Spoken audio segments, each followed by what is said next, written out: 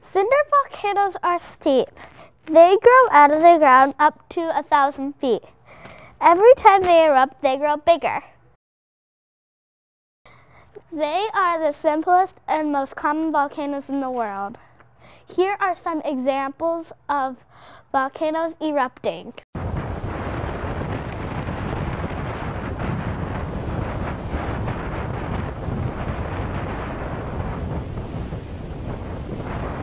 The lava that comes out during the eruption is 1,300 Fahrenheit to 2,200 Fahrenheit degrees. Cinder volcano and dead trees burned by hot ash from a volcano in Hawaii. Cinder volcanoes are also known as cone volcanoes. Cone volcanoes have a bowl-shaped crater at the top. The most famous cylinder volcano is in Paraícutin in Mexico.